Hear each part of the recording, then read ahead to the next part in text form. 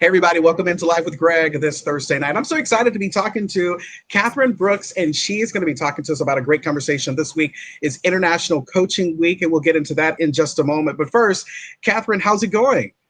It's going well, Greg. Thank you so much for having me on Live with Greg.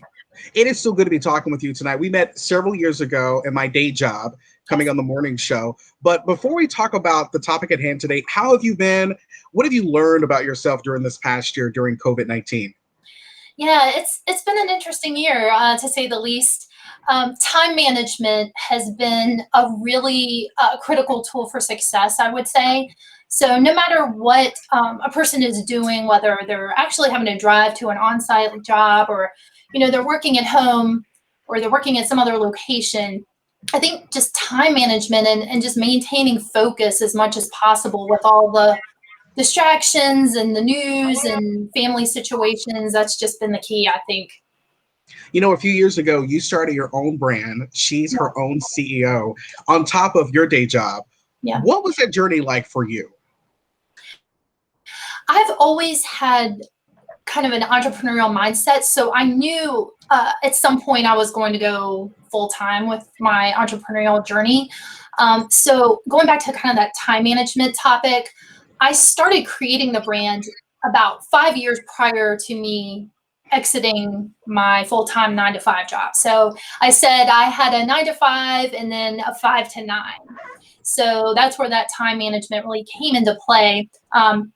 Any kind of downtime I had, whether it was, first thing in the morning or during lunch or, a lot of late nights, that's kind of when I did a lot of the ideation and the research and kind of setting as much as I could up for success.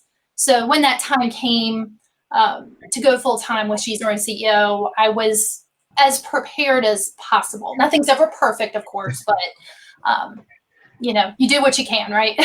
That is so true. When you think about, starting your own brand, starting your own thing, a lot of people over the past year, they've learned a lot about themselves. And so many people have wanted to go into entrepreneurship. What advice do you have for people if they're thinking, you know what, this whole year, I've learned that life is short and I need to go towards my own dreams? That is such a great question, Greg. And I think about this question a lot, and I keep coming back to, for each person, know your own strengths and weaknesses. Really take inventory of what you're good at, maybe what you're not so great at, and then figure out how to bridge those gaps. So if you need to hire someone, know when to delegate. If you're really strong in something, whether it's like web design or supply chain management or doing your own public relations, focus on those things, but just really knowing where to focus energy, because I think a lot of entrepreneurs kind of dive all in and their energy is tremendous and energy is a big part of it. But knowing, kind of where to maximize your time and where to focus, put the majority of your focus, that kind of helps ensure your success. A lot of people, when they're looking at the possibility of doing their own venture, they seek coaching. And if you go to Instagram, Facebook, Twitter, you can find coaches everywhere. Everybody's a certified coach. But you just went through a rigorous course and you're still going through this journey of being a certified coach. What made you say, you know what, I need to go down this path?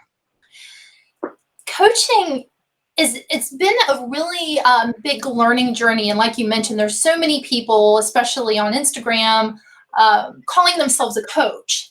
And a lot of people go into coaching thinking that they're doing good or they want to give back or they want to support others, and that's really a great foundation. However, a lot of people don't understand that that's really not coaching. Sure, the intent is the number one key thing to have. But coaching, it's actually formally defined, and I'll give you the formal definition. It's partnering with clients in a thought-provoking and creative process that inspires the client to maximize his or her personal and professional potential. So it's really inspiring the client as as the client being his or her own best expert, so that the client is actually the one creating and ideating the result. for themselves, and the coach is basically a sideline partner, a cheerleader, someone that can underscore and just basically provide support to the client. When you think about, coaching, a lot of people are looking at, different things, and they're wanting a coach, someone to help them.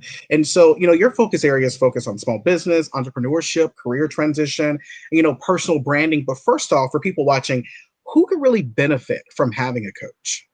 That's a great question, and anyone can really benefit from having a coach, Greg. It doesn't really matter if you're in those particular spaces, and you can find a coach in basically any space. You can find one in the health and wellness space, relationship coaching, whatever that area of focus is that you as a client really want to focus on. You can find a coach that suits your needs. So it doesn't really matter where a person is in her career journey, or if maybe they're just on an exploration kind of stage. There are a lot of people that have worked their entire career and are maybe pursuing retirement, and they're not sure that they want to be 100% retired. So there's a coach to suit basically any need. When it comes to choosing a coach, with so many coaches out there, how do you really go about narrowing down who will be the best fit for you? First of all, do your research after, kind of looking into your own goals and desires and kind of where you want to go as a client. But do research, go online to the International Coaching Federation, which is the gold standard of coaching. And it is the international certification body. You can find coaches locally. But make sure that you know what you want to achieve. And then when you've identified some coaches that may suit your needs as a client, interview them. Most coaches will spend, I'll say 15, 30, 45 minutes on the phone with you as kind of a introductory session. And as a client, you should treat that like an interview. You should ask that coach about his or her background professionally before coaching. Ask how maybe they achieve success. Ask them about, maybe some of the success that they've helped achieve with other clients. And one other fact I'll throw in there is that sometimes a coach doesn't necessarily have the resume that you as a client want to achieve. So in other words, if you're someone that wants to focus on developing your health and wellness goals, sometimes a coach that maybe has focused in the corporate environment may be a better fit. It just depends. It's all about rapport and relationship building and kind of how you connect with that person. So, definitely look at that person's resume as a potential coach, but be open-minded too. That's a great thing. When it comes to the code of ethics, Yeah. How important is that? It's everything, Greg. It really is. And the number one piece of that ethical agreement is confidentiality. So with everything being online right now, coaching has historically been conducted either via phone or remotely, sometimes in person, sometimes in the corporate environment, but it's largely been a remote profession, which is good. And so therefore, during this COVID transition, there really hasn't been much of a hiccup because coaches were kind of already prepared for the online working world. But make sure that you're using a tool as a client with your coach that you're comfortable with. Make sure that coach is respecting your privacy. Make sure that coach offers you an agreement that specifically outlines how the records will be retained. Many coaches will actually include in their agreement some verbiage that says, any kind of coaching notes will be destroyed immediately after the session. They'll be held for several months, upon which they'll be destroyed. So, just know what you value in terms of your own personal privacy, and find that coach that respects that and adheres to that code of ethics. When you're thinking about the return on your investments, Yeah. what should you be looking on when hiring that coach? So there are qualitative and quantitative measures to determine what your return on investment is. A lot of the academic literature that's been completed looks at some of the Fortune 500 companies that have paid for their own employees to go engage in coaching. And a lot of those studies show a 6x return on investment. So in other words, the company has invested X number of dollars in a particular employee's coaching, and has actually brought back 6 times that investment. And a lot of those measures are in either, profitability, supply chain management, kind of tangible things you can actually calculate. But there's also qualitative measures, Greg, such as, employee engagement, diversity, things that are harder to put a number on, but yet they contribute to an overall positive outcome. So there's And looking at your life and things that you've done, and now she's her own CEO, which started many years ago. And so this new coaching venture is up under that she's her own CEO brand. For people out there watching, when you think about your own journey, how do you feel that you can help people with their own journey, considering you've gone through starting your own type of company and you've gone through a lot of different things to get to this point in your life? It's all about listening to the client. It's all about understanding what the client wants to achieve. And in the case of She's Her Own CEO and kind of that personal brand development, really working with the client to ask the pertinent and thought-provoking questions, those powerful questions that help the client to find those aha moments within themselves to say, that's who I am. That's my brand. That's what I feel passionate about. That's the skill or the service I hope to offer to the world. So for me personally, that is what I hope to help support with my clients. I want to bring their entrepreneurial spirit to the forefront so that they can either create that personal brand or find that next career move. Being a small business owner is tough. It's really hard. How has it been for you? And what advice do you have for people? A lot of people are saying, I want to start my own business. They've learned a lot during COVID-19, and it can be a challenging thing, but it can be something that is, worth it at the very end.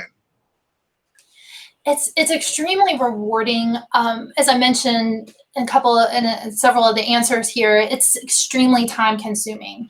So, it's easy to scroll social media and see all the glamorous quick wins and people that have seemingly become an overnight success. That's often not the case.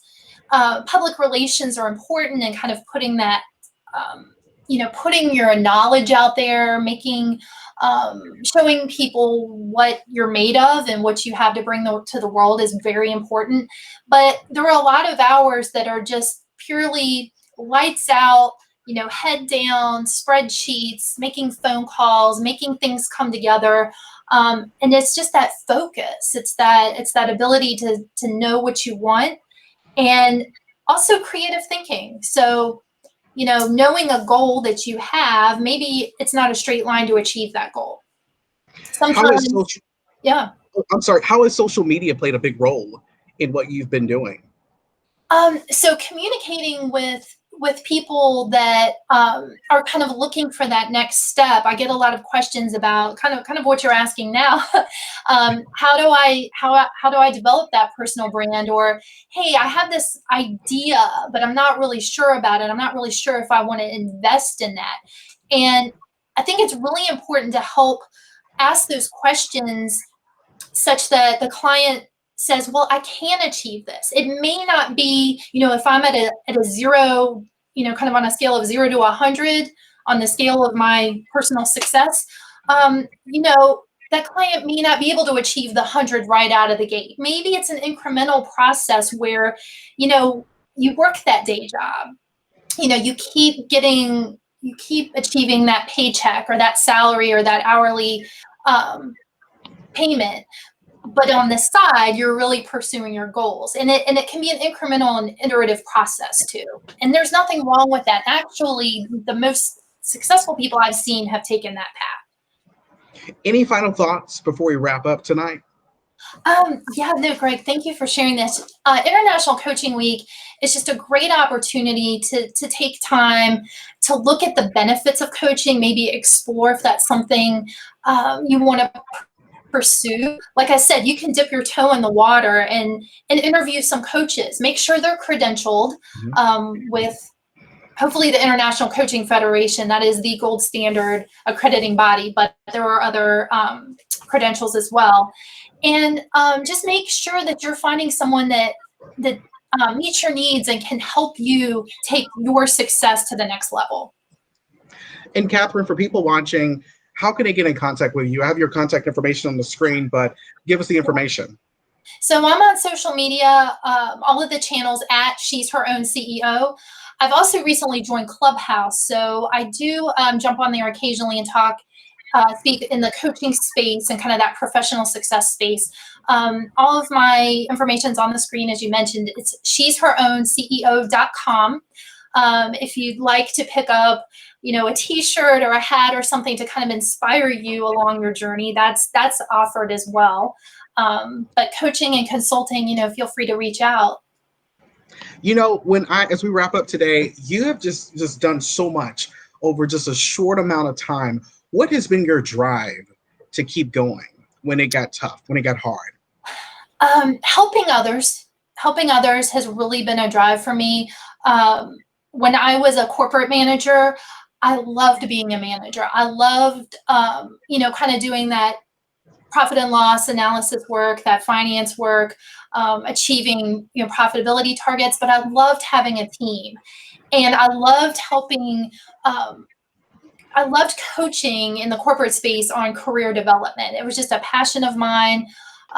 It's just fun to watch people grow, and it helped me grow. And I think when people look at helping others as kind of, all boats rise together, or, kind of that pie analogy where, one slice of the pie is someone's success. Well, the pie keeps growing. It's not one slice that's being removed. So I just think that it just makes a better world. It creates more success in the world for everyone if we all kind of look at it that way. That's my personal opinion. And as you think about, women being in ownership and management, how important is that for you? Because your brand, She's Her Own CEO, really fits the entire mindset of that. Really, She's Her Own CEO came about from acknowledging that women, men too, obviously, but women in this case, really, no matter what her profession is, whether she's a stay-at-home mom or a volunteer or an attorney, a corporate professional, it doesn't really matter.